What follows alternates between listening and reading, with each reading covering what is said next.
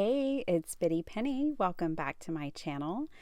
I am starting with this beautiful card and collage from Christina and her daughter Grace. Christina, I loved your note. Your card is absolutely stunning. I love that you hand drew the drips and it looks like Grace signed the back. So precious. And this is the collage from Grace. So Grace is 5, you guys. And evidently she loves collage videos and crafty videos. So hey Grace. Oh, I love this so much. It's going up on my wall. I just have to pick which side. I absolutely love flowers. And so this is so fun and all the shapes. Oh, it's double-sided. I just love it so much. And it even has my name on it. Grace, you make me think of myself when I was young. I mean, I've always loved crafty stuff. So thanks so much for watching my channel. Thank you for sending me artwork. I feel so lucky and I love it. Thank you. Oh, okay. So let's jump into a collage, shall we? This is week 15 for the collage weekly prompts, and I already had some ideas. I definitely wanted a mermaid and some fish, and so I pulled this stamp set because I've never used it. I had this in my stash from when I used all my paste and made all these backgrounds. And so this is going to be my background today. So I'm going to tear this out and just keep it simple. I really had like 30 minutes at the most, and then I ended up taking so much more time.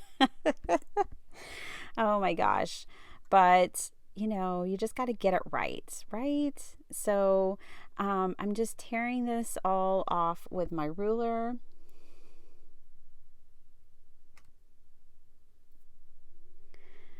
So here it is, just kind of all torn off. And my background's done. Can't get much easier than that. And it's textured and it's fun. Now, let me pull out the stamp set. It's really old, you guys. It's from Waffle Flower, and I've never touched it. I just always love this little girl, and I love the sentiments that are in it.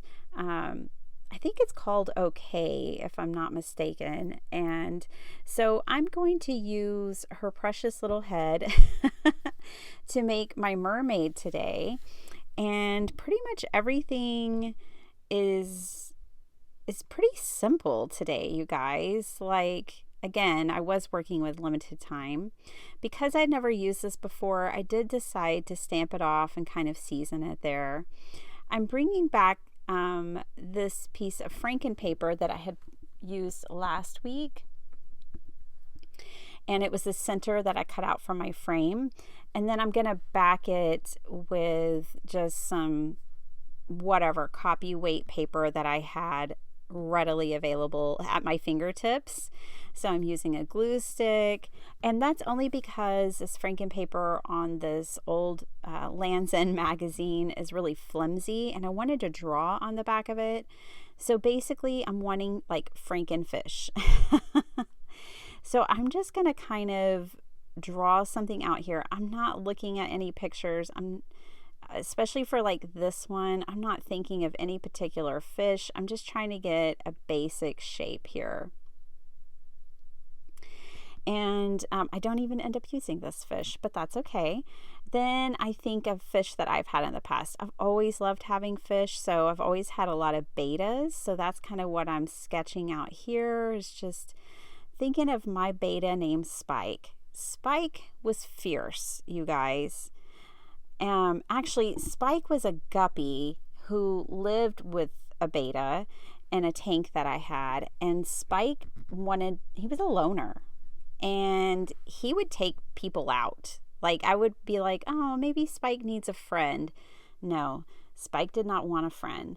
Spike was tough. He lived for like 7 years, And anyways, so this last one made me think of Spike, and I've got them all fussy cut out. Now I kind of just sketched on a scrap piece of paper a mermaid body.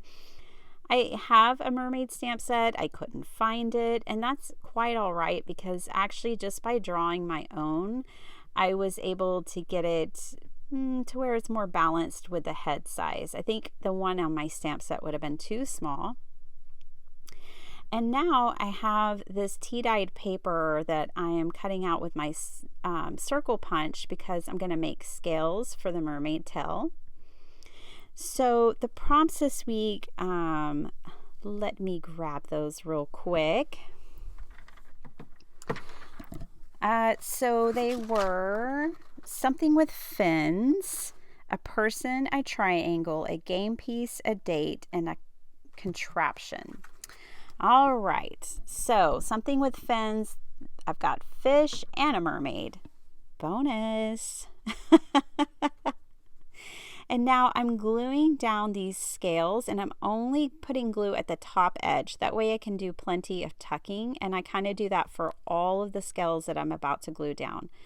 Some of my circles, so I just cut them in half to create my scales. And then I did kind of round them. So like here, I just kind of rounded this one, but then I decided just to go off the edges of the template that I had drawn. And so that's what I'm going to do with most of them, is just kind of push them and off the edge.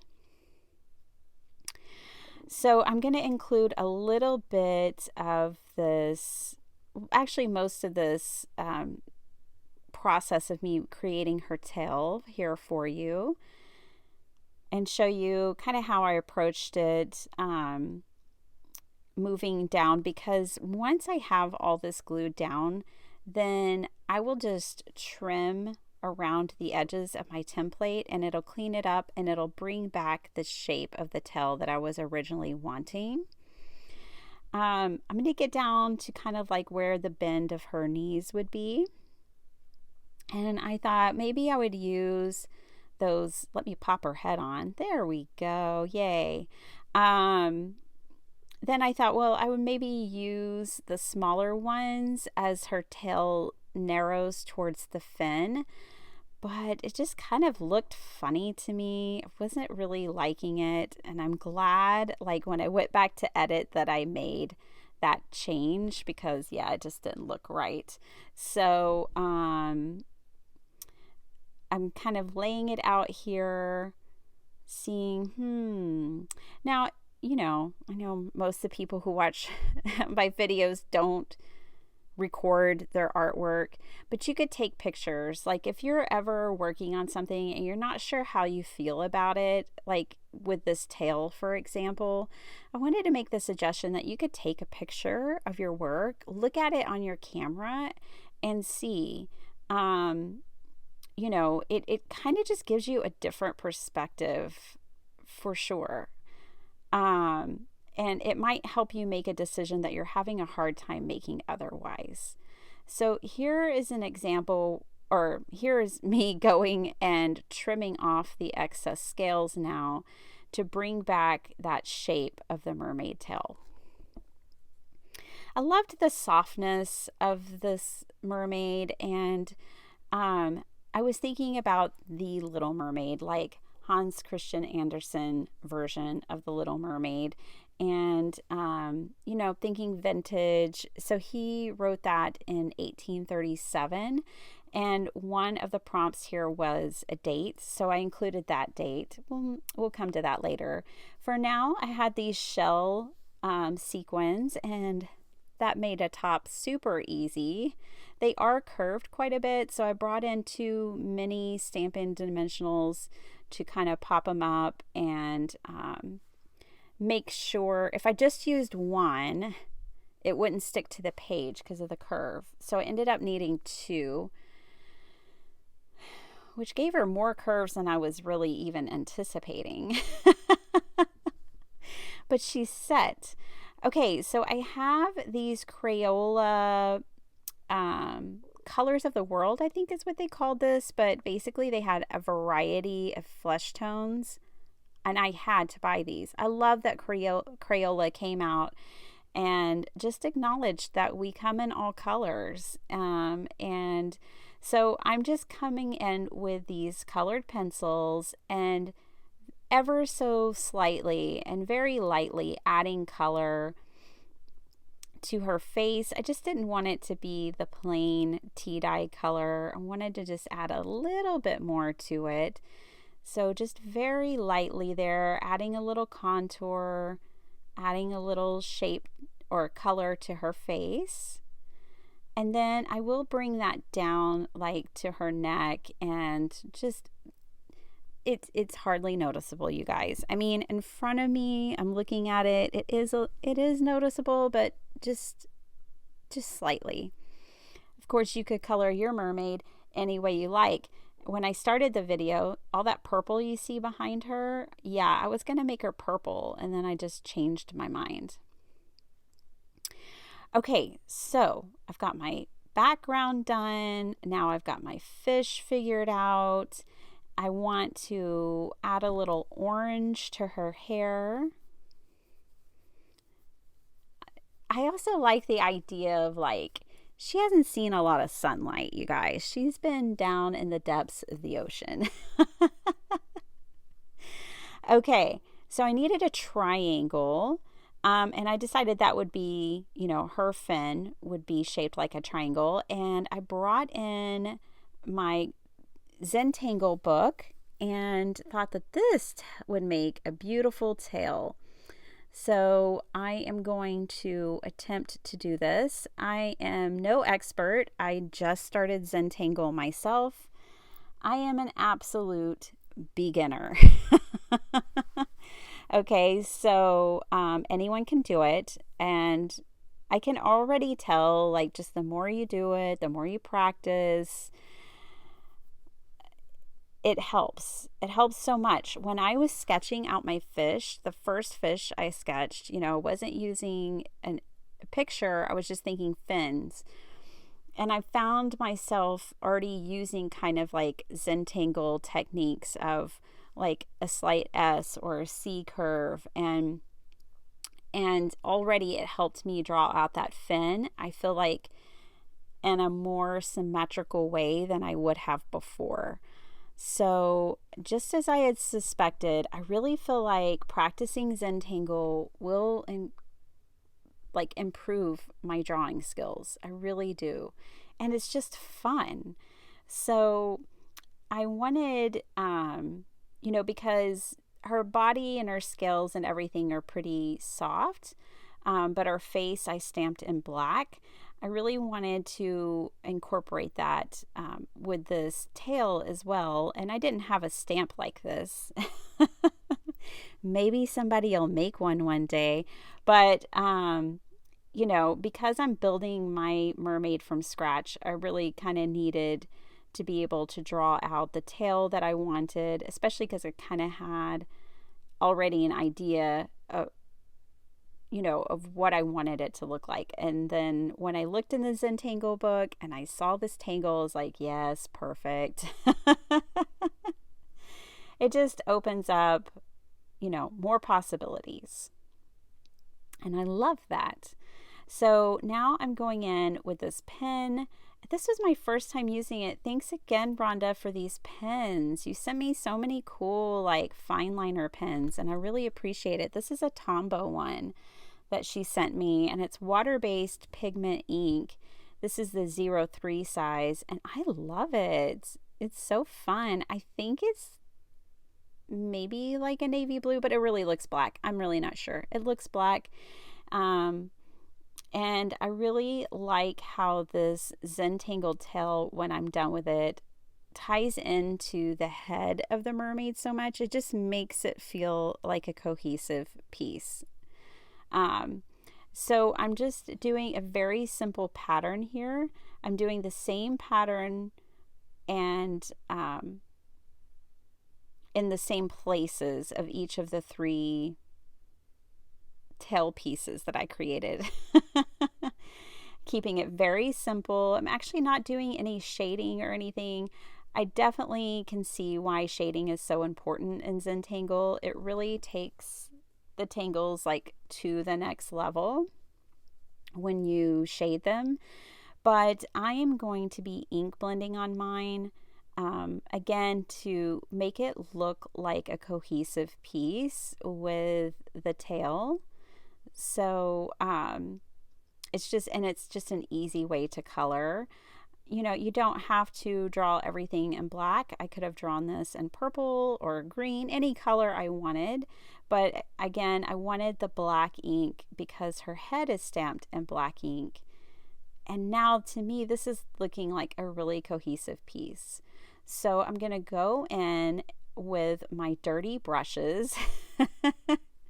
So this is a green brush. So I have these makeup brushes and they're just dedicated to colors. So I have a green one, a yellow one, which is what this one is, orange, one for each color of the rainbow. I don't really wash them in between uses. I just leave them dirty and use them just like I am here. It's perfect. I probably couldn't have matched the colors better even if I had tried. So now I'm going to glue these pieces down. You guys, I am just blown away. I am almost at 7,000 subscribers. And you know, I was talking about that recently and said I would try to create a printable. So I'm going to be working on that. And I'm thinking about this mermaid being a printable. Now, obviously, I can't do the head because that's waffle flower, but like I drew her body. And so I'm kind of thinking mermaids. I don't know. I always love mermaids. Since I was a little girl, I've loved me some mermaids. So here I'm just taking this scrap piece of paper and I'm going to draw out a dice. I did round the corners of it with a 1/4 inch rounder. And so now I'm just sketching like, oh, can I make this look like a dice? And yes, good enough for me. It looks like a dice, which is the game piece. So now we have something with fins. We have our triangle. The other prompt was a person, which is our mermaid. We have a game piece. I am going back again with that same pen and filling in all the lines. I also write the date on this dice, which is 1837, which is when the Little Mermaid story came out to us all, which was just Hans' imagination. Like, he didn't draw on folklore or anything to create the story of the Little Mermaid. It was just his imagination. What a beautiful thing. Now, the bonus was a contraption. So I thought of the Little Mermaid from the 90s and how she used a fork to brush her hair. You know, who's its and what's its galore. You want thingamabobs? I've got plenty. I do. In my craft room, it's full of thingamabobs. They're everywhere. So I thought the fork could be my contraption.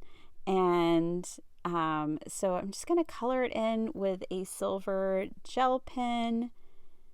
I just sketched it out, you guys. Now, I know that I got a fork charm in my mindless crafting box, but I can't find it. So I just had to draw my own, which again is totally fine. So I will cut that out ever so carefully and glue it down. Then I need to glue down all the pieces. So this is pretty much the collage. I've hit every prompt, including the bonus, and it's really simple.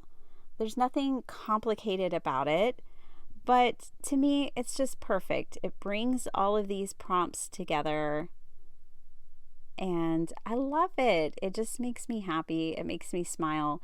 I love that I have a cute little mermaid for the same video where I have cute little Grace's collage to share with you guys. Grace, I hope you like my mermaid. Thanks for watching my channel, sweetie. I hope you keep crafting and having fun with your mom. You're in good hands. She makes beautiful cards. You know, my daughter is turning 10 and we're having a big party this weekend for her. And she and I have been making all the decorations and it's been so much fun. And my daughter loves having a crafty mom because they always have all the glue and scissors and paper and all the things you need to make things fun.